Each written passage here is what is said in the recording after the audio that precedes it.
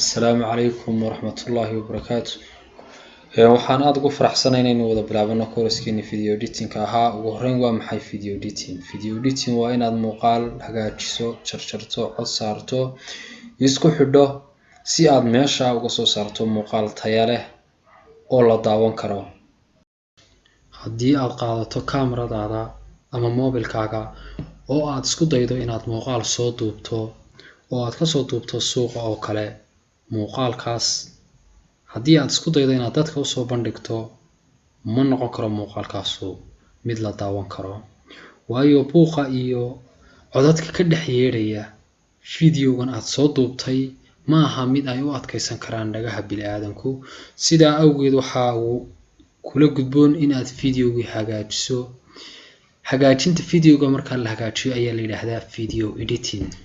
video editingku kuma koobna kaliya hal software, waxaa jira software kale, balse waxaa jira hal wax oo ay ka wada siman yihiin oo ah muuqaal hagaajin.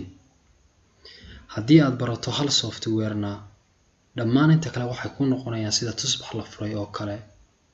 sida uu midba midkuugu dhiibayana waxa aad ku noqon doontaa professional video editor insha Allah.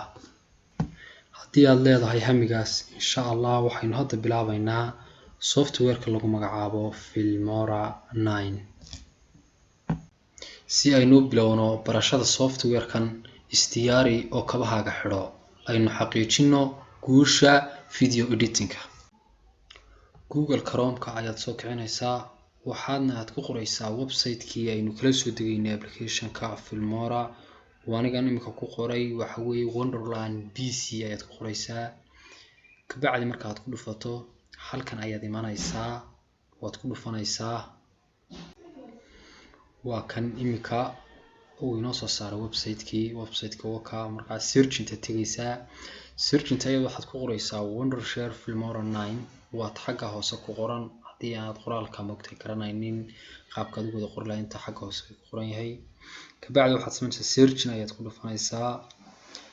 marka aynu search-in ku dhufano, waa uu inoo soo saarayaa. waxaana inoo soo saaraya version-no kala duwan oo Filmora 9 ah. Filmora 9 markaa version-nadu waxay ku kala duwan yihiin features yaryar, wax aad u badan maaha. anigu imika wanagan baaraya, waxa aan doonaya aan raadinaya inaan helo Filmora 9 kaas oo systemkiisu yahay 32 bit iyo 64 bit. oo systemada computerka midna waa 32 bit midna waa 64 bit. markaa waa in aynu helno mid labadaba ku shubmi kara.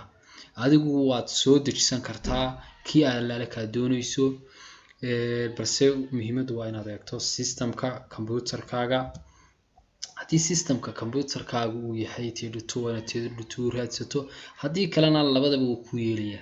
marka imika aynu eegna balkan. anigu waxaan eegayaa systemkiisa ayaan eegaya. kan waa inuu labadaba ii noqdo si aan dadku carqalad ugala kulmin. waad aragtaa imika inta megabyte uu yahay, waa 64 bit and 32 bit.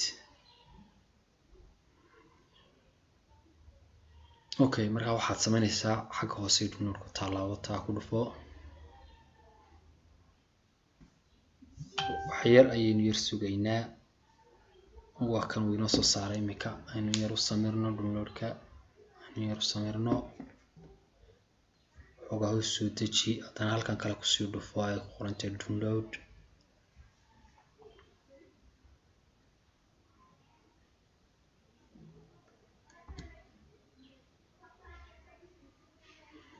markaa xoogaa buu yar wareegayaa. marka waxaynu eegaynaa inta uu marayo ayaynu eegaynaa. ka imika uu bilaabmay. waxa uu ku xidhan yahay wireless-ka ama aan idhaahdo wifi-ga aad haysato xawaarihiisa. marka haddii xawaarihiisu aad u sareeyo markiiba kusoo dhacaya, haddii kalena waa inaad u samirto ilaa inta uu kusoo dhacayo. okay, waa kan aniga halkan aan ku hayaa markuu soo download garaysmay. website badan laga soo download garaystaa jira. kan mid kaloo isna la get into peace. okay, imika halkan ayaad imanaysaa, waad ku extract garanaysaa. sidaan yeelaya adigu iga daba samee. way fidigood ku celeeshan karaysaa. marka xoogaa baad sugaysaa intuu ka saarayo WinRAR-kan uu ku jira bushqada ee uu kaaga dhigayo file-ka. waxoogaa baynu yara samreynaa, ha iska wado. okay, waa kan imika uu dhameeyay. maadaama aan dhammayno xaggan ayaad tegaysaa folderka waad kusii dhufanaysaa markaa waxaad kusii dhufanaysaa folderkii markaad ka timaado hawshiisa xaggan ayaad ku dhufanaysaa halkaa markaad ku dhufato installationkii ayaad siinaysaa applicationka kabacdi halkaas ayaad tigta saaraysaa next baad leedahay waad la dhacaysaa saas ayuu soconayaa xoogaa baynu iska yara samraynaa insha allah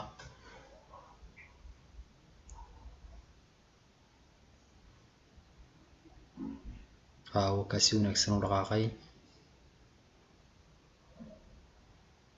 okay halkaana tigta saar ka qaad baan leeyahay launch day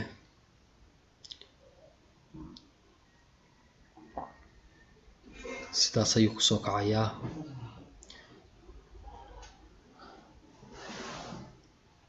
markuu kusoo kaco halkaa new project ina keenay iyo open project new ku dhufo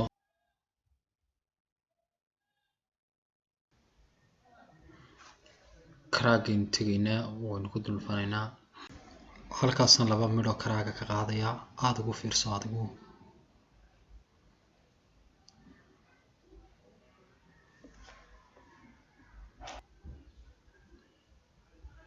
copy baan idhi iska soo laabay waan soo dhaweynayaa u fiirso waad aragtaa soomaha okay halkaas ayay tegaysaa kabacdi waxaad samaynaysaa in aad ku paste garayso halkan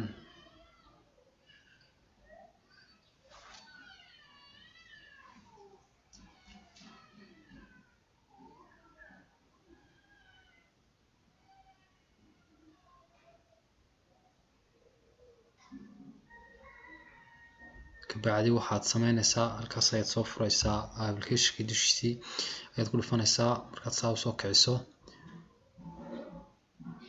waxaa uu ina geenayaa goobtii aynu u baahnayn newgaynu ku dhufana waayo project ama mawduuc hore inoo save garaysnaa ma jirin markaad saa ku dhufato waa kan halkaas ayaynu insha allah habeen dambe kasii wadaynaa cashirkeena aad iyo aad baan idin salaamayaa